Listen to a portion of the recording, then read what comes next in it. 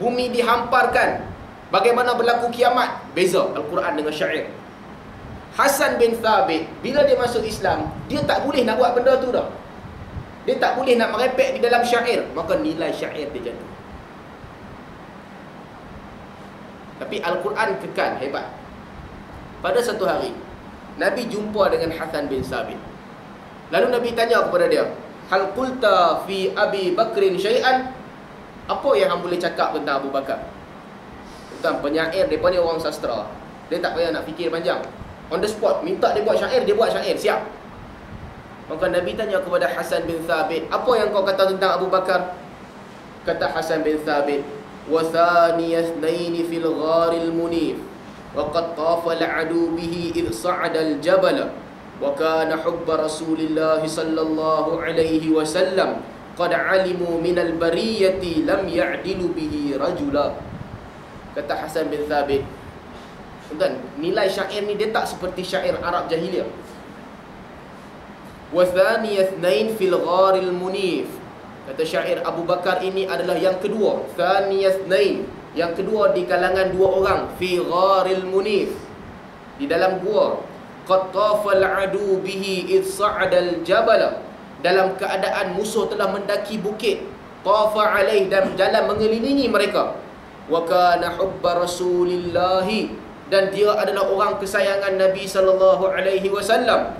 Qad alimu minal bariyati la ya'dilu bihi rajula. Sesungguhnya ketahuilah bahawa di kalangan manusia ini tidak ada sesiapa pun yang sama seperti Abu Bakar. Perkataan dia cantik, untayan kata. Apabila Nabi dengar, fadhahikan Nabi sallallahu alaihi wasallam hatta badat nawajidahu faqal saddaqta ya Hasan huwa kama qult. Bila Nabi dengar syair Hasan, fadhahika, Nabi gelak sehingga nampak gigi Nabi.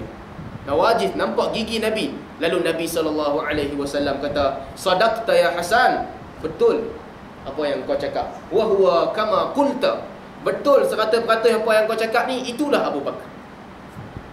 Nabi puji. Dan apabila Nabi dengar Hasan bin Thabit puji Abu Bakar, Nabi setuju. Tuan-tuan, peristiwa kewafatan Nabi SAW, kita tak mau ulang cerita tu, kita dah tahu dah. Abu Bakar adalah orang pertama yang buat general statement, betul Nabi dah wafat. Dan general statement dia tu diterima oleh semua sahabat. Bila Nabi SAW wafat, orang Ansar, dan sebab Nabi sebelum wafat Nabi selalu cerita pasal kelebihan Ansar. Nabi suruh sayang orang Ansar, jaga orang Ansar, sehingga mereka sebutkan minna amir wa minkum amir. Kata orang Ansar, kami ni bagi ketua kami sendiri, hampa Muhajirin ketua hampa sendiri. Mereka nak lantik Sa'ad bin Mu'adh untuk jadi ketua bagi orang Ansar.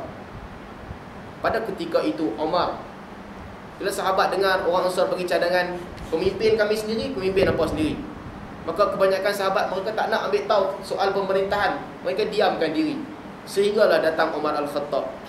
Kata Umar, ya ma'syaral ansar, alastum ta'lamuna anna Rasulullah amara Aba Bakrin an yusalli bin nas? Kata Umar, wahai Ansar, ya ayuhal Ansar, tidakkah kamu tahu bahawa sesungguhnya Nabi SAW memerintahkan Abu Bakar untuk menjadi imam? Qalu bala, mereka kata betul. Fa ayyukum tatibu nafsahu ay yataqaddama Abu Bakar? Umar kata, kalau macam tu, siapa di antara kamu yang lebih bagus, merasakan diri kamu lebih bagus untuk berada di hadapan Abu Bakar? Qalu na'udzu billahi an nataqaddama Abu Bakar. Orang Ansar bila dengar perkataan Umar, mereka kata, na'udzu billah, kami berlindung daripada Allah, daripada kami pergi ke hadapan mendahului Abu Bakar. Tuan, ketika Nabi nak meninggal dunia, hampir-hampir wafat, Nabi suruh Abu Bakar jadi imam. Bila Nabi suruh, Aisyah radhiyallahu anha kata, Abu Bakar ni tak boleh jadi imam. Raqiqul qalb, hati dia lembut. Bila dia jadi imam, dia menangis, orang tak dengar bacaan dia. Jadi lebih baik Nabi suruh Umar yang jadi imam. Nabi kata tak, suruh Abu Bakar. Bahkan dalam sebahagian riwayat dalam Al-Bidayah wan Nihayah, pernah sekali sahabat suruh Umar jadi imam. Bila Nabi dengar suara Umar, Nabi panggil sahabat, Nabi marah. Pasal apa suruh Umar? Aku suruh Abu Bakar jadi imam. bila mereka membantah Aisyah dan juga Hafsah. Mereka kata kat Nabi, Abu Bakar ni suara dia tak kuat, dan dia ni kuat menangis, tak boleh jadi imam. Nabi kata, inna kunna sawahiba Yusuf. Ampun, semua ni macam adik-beradik Yusuf. Kenapa macam adik-beradik Yusuf? Adik-beradik Yusuf ni dengki kat Yusuf. Nabi tak maksudkan itulah, cuma itu kata putus. Bila Nabi kata, ampun ni macam adik-beradik Yusuf, jadi mereka pun tak bantah. Cukup. Setiap kali solat mereka suruh Abu Bakar. Nabi pilih Abu Bakar untuk imamkan solat. Bahkan Nabi larang orang lain untuk imamkan solat, termasuk Umar Al-Khattab. Sehinggalah selepas kewafatan Nabi, sahabat tidak ada pilihan lain. Kata Umar, hampa tak boleh pilih orang lain melainkan Abu Bakar. Itu alamat, itu petanda Nabi SAW bahawa Abu Bakar mesti menjadi khalifah. Tuan-tuan, lepas dia dijantik menjadi khalifah, kata Abu Bakar, perkataan pertama ni saya nak bacakan. Kita tengok apa yang Abu Bakar sebut setelah dia dilantik menjadi khalifah. Amma ba'd, ayyuhan nas, fa inni qad wulitu alaikum walastu bi khairikum. Kata Abu Bakar, wahai manusia, sesungguhnya aku telah dipilih untuk memerintah kamu. Walastu bi khairikum, tapi aku bukan yang terbaik di kalangan kamu. Tawaduk. Perkataan pertama Abu Bakar setelah dilantik menjadi khalifah, tawaduk, merendah diri. Kita orang politik, dia kira nak cerita kelebihan dia saja. Apa dia buat semua dia nak cerita. Saya jaga negara ni, saya buat tu, saya buat ni. Perkataan pertama Abu Bakar, walastu bi khairikum, aku bukan yang terbaik di kalangan kamu. Fa in ahsantu fa'inuni wa in asatu faqawwimuni. Kata Abu Bakar, kalau aku buat benda yang baik, a'inuni, tolong aku untuk buat benda baik itu. Wa in asatu faqawwimuni, kalau aku buat salah, betulkan kesalahan aku. As-sidq amanah wal kidb khiyanah.